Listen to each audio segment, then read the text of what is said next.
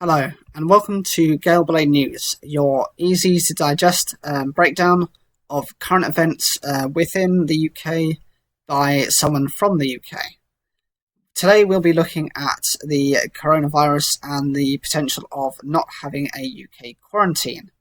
Dozens of countries will be exempt from a travel quarantine as of Monday, the UK government sources have indicated. Currently, most people arriving into the UK from anywhere apart from the Republic of Ireland have to self-isolate for 2 weeks. Ministers had previously indicated they were working to establish a relatively small number of travel corridors. Travel and tourism companies have been calling for urgent clarity over the corridors amid rising bookings. Last weekend, the government said it would relax its advice on travel abroad and would rate countries as either green, amber or red, depending on the prevalence of the virus. Now, government sources have indicated that a very long list of countries is likely to be published by the end of this week. It's possible that up to 75 countries deemed low or very low risk will be exempt from the UK's quarantine from Monday the 6th of July. Some of the countries on this new list do still have restrictions on people travelling in the other direction from the UK. Other higher risk countries such as the US will be categorised as red.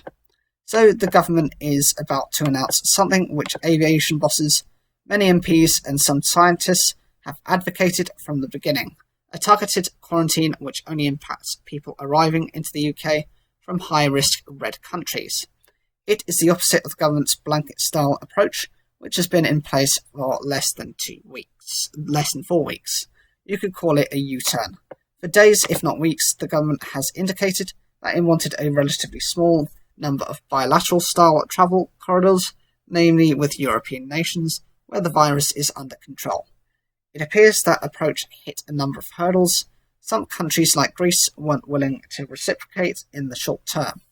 While there was nothing to stop people travelling into the UK from a higher risk country via a lower risk one to avoid the quarantine. The optics concerning Portugal are illuminating. First, it seemed to be top of the list of exemptions, then last week sources indicated that it was off the list.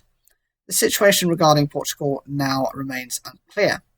The process was further complicated by both the Welsh and Scottish governments saying they might follow a separate approach.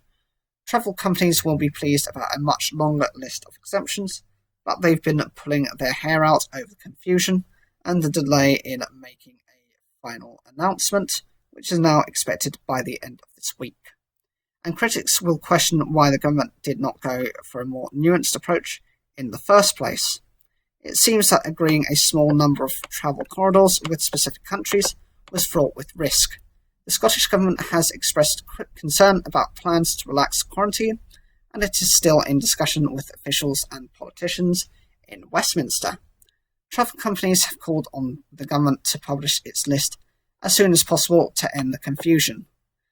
George Morgan Grenville, chief executive of travel company Red Savannah and long-time critic of the quarantine rules, told the BBC he was very encouraged by news that a clarification was imminent.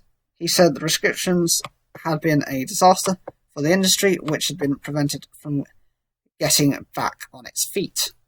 So, as for your travel rights, most people intending to travel overseas when restrictions are lifted may find their travel insurance does not cover every risk created by coronavirus.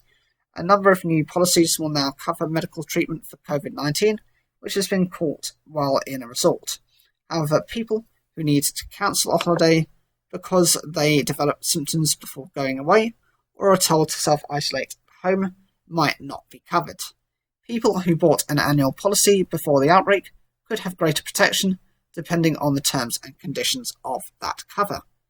Those on package holidays will get a refund or can rebook if travel restrictions are reimposed, but as with new travel insurance, most will not get their money back if they pick up symptoms or are told to self-isolate just before they are due to travel.